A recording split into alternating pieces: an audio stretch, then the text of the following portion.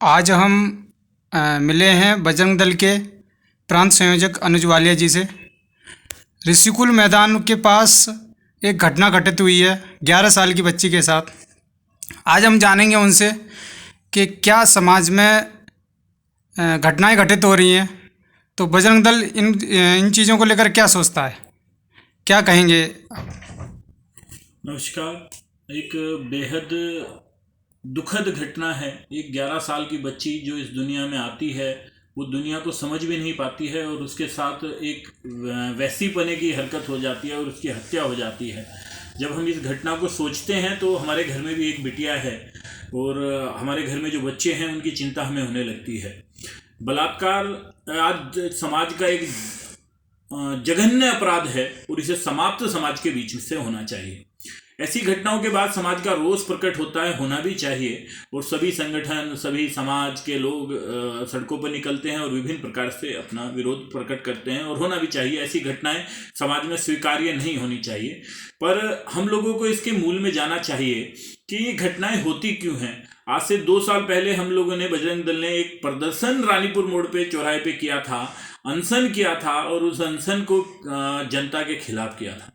देश का पहला अनशन था, देश का पहला सत्याग्रह था जो देश की गैर जिम्मेदार जनता के विरुद्ध था। देखिए, ये जो बलात्कारी हैं ये जनता के बीच से पैदा होते हैं। हमारे जो संस्कार की कमी हमें बलात्कारी बनाती है और समाज में फैलता हुआ नशा हमें उस बलात्कार की ओर समाज को लेके जाता है। तो इन जड़ों पे हमें काम करना पड़ेगा। देखिए, सरकार और पुलिस की एक मर्यादा होती है। सरकार कड़े कानून बनाती है और उन कड़े कानून का पालन हो, ये समाज की, सरकार की जिम्मेदारी है। पुलिस की जिम्मेदारी सड़कों पे कोई बलात्कार ना हो, कोई लड़की का अपहरण ना हो, पर जब लड़की के घर के अंदर उसका बलात्कार होगा, उसके पड़ोसी करेंगे, उसके परिवार के लोग करेंगे, तो पुलिस क्या करेगी, सरकार क्या करेगी। ये समाज को खड़ा होना पड़ेगा, समाज के लोगों को उन्हें जागृत करना पड़ेगा। आज समाज का परिवेश हमने क्या बना दिया है, कोई जिम्मेदारी लेता है क्या। जो लोग बलात्कार की घटनाओं पे मोमबत्ती लेकर पुतले जलाते हैं, उन्हीं के बीच से वो पुतले जलाने वाला व्यक्ति 2 महीने बाद, साल भर बाद बलात्कारी निकलता है। इसकी जिम्मेदारी कौन लेने वाला है। के बीच से निकलने वाला बलात्कारी समाज के बीच से ना निकले, उसकी जड़ों पे हमला करना पड़ेगा, और ये सबकी जिम्मेदारी है। ये सब समाज के प्रत्येक व्यक्ति की जिम्मेदारी है कि हम समाज के अंदर इस विकार को समाप्त करने के लिए सोचें। कितने व्यक्ति ये सोचते हैं कि आज समाज का परिवेश कितना खतरनाक हो गया है कि नशा आपको घर के बाहर मिलता है, हमारे बच्चे नशे की ओर जा रहे हैं। आज आप सब बच्चे फोन चलाते हैं, आप फोन की एप्लीकेशन खोल के देखिए, उसमें अश्लील फोटोएं मिलती हैं, अश्लील चित्र मिलते हैं। आज हम जिस हरिद्वार को धर्म नगरी की बात करते हैं, जब हम ऐसी बातें करते हैं तो बहुत सारे लोग आते हैं, रूढ़िवादी बातें करने वाले लोग हैं, ये सभ्यता के नाम पे समाज को जो है रूढ़िवादिता की ओर लेके जा रहे हैं। ये रूढ़िवादिता नहीं है, समाज को संयम में रहना चाहिए। आज आप हरिद्वार की सड़कों पे निकलिए, अश्लील चित्र आपको विज्ञापन के रूप में मिलते हैं। महिलाओं के अंडरगारमेंट्स आपको दुकानों के बाहर टंगे हुए मिलते हैं। उन्हें देखकर लोग कहीं ना कहीं विचलित जरूर होते हैं, और वो लोग नशा जब करते हैं और ऐसे चित्र देखते हैं मोबाइल में, फोटो में, वो इस तरीके की हरकतें करते हैं। क्यों हम नहीं रोक सकते। क्या जरूरत है भाई विज्ञापन पे अश्लील चित्र लगाने की।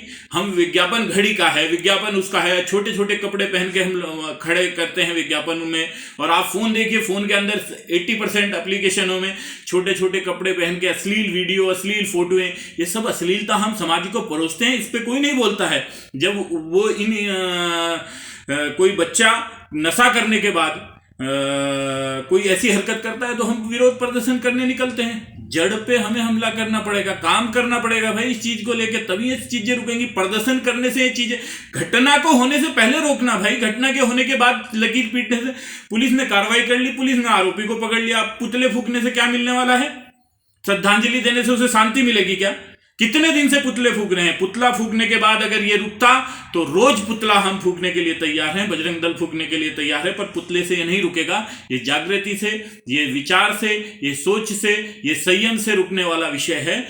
सब लोगों को जागृति के रूप में समाज में फैली हुई इस गंदगी को, आज घर घर के अंदर नशा बच्चे को मिल रहा है। क्यों नशा मिल रहा है। हमें पुलिस पर दबाव बनाना चाहिए। जो लोग आज चुप हो जाते हैं कि हमारा काम नहीं है ये नशे को रोकना, शराब पी पी के लोग सड़कों पे घूमते हैं, तब वो ऐसी हरकतें करते हैं। आज ड्रग्स हमारे देश के युवाओं को नष्ट कर रहा है। तो ये ड्रग्स है, जो ऋषिकुल की जो घटना है ये भी उसी से को केंद्रित करके बनी है, केंद्रित करके हुई है।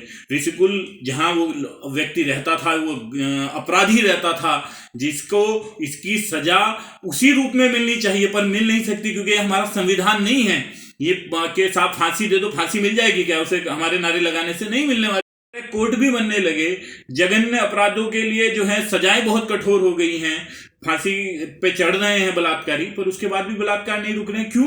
क्योंकि हम मूल में नहीं जा रहे हैं। ऋषिकुल पर जहां वो अपराधी रहता था उसके सामने 2 मुस्लिम की दुकानें हैं जो नशे का व्यापार वहां करते हैं, और वो नाई की दुकान वहां पे जहां वो बैठ के औरतों को, लड़कियों को छेड़ता था, तब किसी ने नहीं उसे रोका, तब किसी ने नहीं कहा कि यहाँ नशा क्यों बिकता है, तब किसी ने नहीं कहा कि ये जो है हरिद्वार पंचपुरी क्षेत्र के अंदर जहां मुसलमान का निवास नहीं कर सकता, व्यापार नहीं कर सकता, और वो यहाँ दुकान खोल के नशे का कारोबार कर रहा है, कोई हरिद्वार का नेता और कोई दलाल, कोई पुलिस का अधिकारी वहां नहीं जाता है। तब ये घटनाएं को बढ़ावा मिलता है। वो दुकान बंद करके क्यों है? क्यों उस पर आज तक कार्रवाई नहीं हुई दुकानदार के ऊपर? क्यों वो नशे का कारोबार कर रहा था? जब वो वहां बैठ के औरतों को छेड़ता था, छोटी छोटी बच्चियों को छेड़ता था, और वो उस बच्ची को उस दुकान से लेके गया है, तब क्यों किसी ने नहीं रोका? ये चीजें प्रश्न चिन्ह लगाती हैं। हम किसका विरोध कर रहे हैं भाई? हमें मूल में जाना होगा, जहां से ये समस्याएं खड़ी होती हैं, जहां से हमारे संस्कार मर रहे हैं, जहां से हम समाज की जिम्मेदारियों से भाग रहे हैं। पहले कोई भी व्यक्ति छोटा सा अपराध करने से पहले 100 बार सोचता था कि समाज क्या कहेगा। आज हम समाज की परवाह नहीं करते हैं। ये संस्कारों की कमी तो है। हम किस ओर समाज को लेके जाना चाह रहे हैं, अपने बच्चों को किस ओर लेके जा रहे हैं, तो संस्कार अपने घर में, अपने परिवार में, अपने पड़ोस में देना होगा। और कहीं भी नशे का कारोबार होता है, नशे के खिलाफ हर व्यक्ति को खड़ा होना पड़ेगा। मेरे बराबर में नशा क्यों बिकता है? आज हर की पौड़ी पे नशा बिक रहा है, सारे बड़े बड़े नेता उसमें संलिप्त हैं, कोई बोलने के लिए तैयार नहीं है, कोई पत्रकार नहीं बोलता है, कोई पुलिस का अधिकारी नहीं बोलता, सब सेटिंग गेटिंग में लगे हैं। और जब सेलेक्टेड घटनाओं को लेकर विरोध करता है समाज, तब ये घटनाएं बढ़ती हैं। क्या एक ही बलात्कार की घटना हुई है? ये जघन्य अपराध है, इसकी हम किसी घटना से तुलना नहीं करते। पर हरिद्वार के अंदर बेटियों के साथ लव जिहाद के रूप में कितना शोषण होता है, कौन समाज का व्यक्ति खड़ा होता है? क्यों ये पुलिस के अधिकारी तब कार्रवाई नहीं करते? अगर हम छोटी छोटी छेड़खानी की घटनाओं पे सख्त कार्रवाई करें पुलिस, तो ऐसी घटनाएं नहीं होंगी। क्योंकि नहीं करती पुलिस, सेटिंग गेटिंग में लग जाती है। जब हमें इतना लंबा समय हो गया संघर्ष करते हैं समाज के बीच में, जब लड़कियों के हम मुकदमे दर्ज कराते हैं तो परिवार के लोग आके बैठते हैं, साहब गलती होगी माफ कर दो। क्यों माफ कर दो? जब आपके घर में किसी बेटी के साथ बलात्कार हो जाता है, थप्पड़ मारना चाहिए, आपको जूता निकाल के मारना चाहिए कि तूने लड़की को कैसे छेड़ा है। वे लोग नेतागिरी और यहाँ चापलूसी और दलाली करने लगते हैं कि किसी तरीके से हमारा लड़का छूट जाए, और लड़की के ऊपर आरोप लगाने लगते हैं, लड़की को गलत बताने लगते हैं। वे लोग प्रदर्शन करने निकलते हैं, वे पुतले जलाने निकलते हैं, वे मोमबत्ती लगाने निकलते हैं। उनके घर का इतिहास देखो। वो लड़कियों के शोषण में लड़कों के साथ खड़े होने वाले लोग ये घटनाएं करते हैं, तो न्याय नहीं मिलेगा। कनखल के अंदर जब एक महिला 1 महीने तक थाने के चक्कर काटती रहती है और मुकदमा तक दर्ज नहीं होता है क्योंकि आरोपी एक मुसलमान था, तो कैसे न्याय मिलेगा? कैसे बलात्कारी चुप होंगे? क्योंकि बलात्कारी तब चुप होंगे जब न्याय सबके लिए बराबर होगा। कहीं 50-100 लोगों को इकट्ठा नहीं होना चाहिए। महिलाओं की कितनी सुरक्षा हरिद्वार के अंदर होती है या उत्तराखंड के अंदर होती है? भोग का एक साधन हमने महिलाओं को बना दिया है। सिर्फ भाषणों में और नारेबाजी में और नेतागिरी में हमने इस बलात्कार की घटनाओं को लेके आगे सिर्फ नेतागिरी का एक साधन नहीं बने ये घटनाएं। इन घटनाओं से हमें सीख लेके इनके मूल में जाकर कि नशा हरिद्वार में पूर्णतः बंद होना चाहिए। हरिद्वार के अंदर अश्लील चित्र बंद होने चाहिए। ये धर्म नगरी है। जब हरिद्वार में लोग आते हैं तो वो कल्पना करके आते हैं कि हमें गंगा जी के चित्र देखने को मिलेंगे, हमें इस चारों ओर धार्मिकता देखने को मिलेगी। जब उन्हें अश्लील चित्र देखने को मिलते हैं, जब उन्हें जो है वैश्यावृत्ति देखने को मिलती है, तब हमारी समझ में आता है कि हम समाज को किस ओर लेके जा रहे हैं। हर आदमी हर समय सब चीजें उपलब्ध नहीं हो सकती हैं, पर हरिद्वार के अंदर सब चीज उपलब्ध हैं। आप शराब चाहिए शराब मिलेगा, नशा चाहिए हर गली में मिल रहा है। क्यों नहीं बोलते लोग? सबको बोलना होगा, सबको खड़ा होना पड़ेगा इन चीजों के लिए।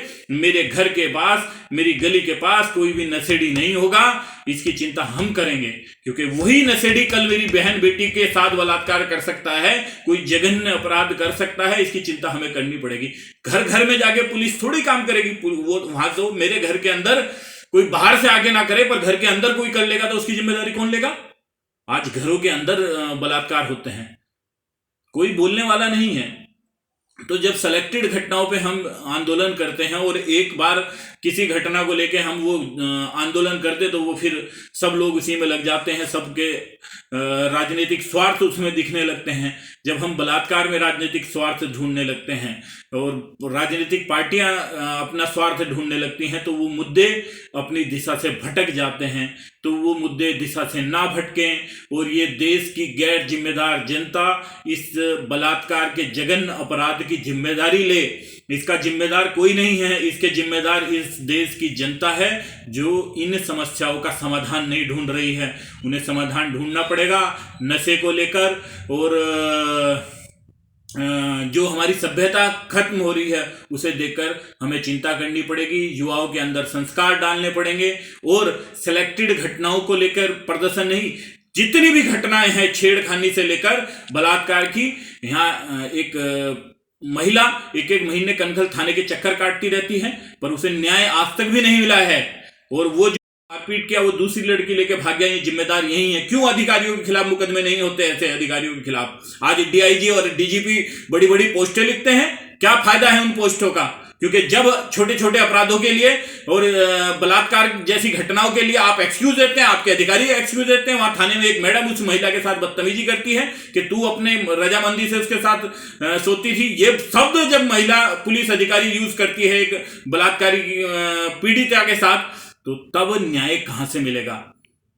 तो ऐसे पुलिस अधिकारियों के खिलाफ तुरंत कार्रवाई होनी चाहिए। समाज को हर घटना को लेकर आंदोलनात्मक रूप से खड़े होना चाहिए। सिलेक्टेड घटनाओं के लिए खड़े होंगे तो परिणाम बहुत सुखद नहीं होंगे और हमें मूल में जाना होगा, तब ये समस्याएं खत्म होगी। मुझे लगता है कि हम सब लोगों को जागरण की जरूरत है, सभ्यता की जरूरत है, सहनशीलता की जरूरत है और एक मन से इस नशे के कारोबार से, जहां हमारा युवा फंसकर और अपने आप को भी और अपने समाज को भी बर्बाद कर रहा है, घर को भी बर्बाद कर रहा है, वो ना कर सके और हमारी बेटियां सुरक्षित रहें, वो घर के बाहर भी खेल सकें, ऐसा माहौल हम उन्हें दे सके आने वाली पीढ़ी को। इसके लिए सबको चिंता करनी चाहिए।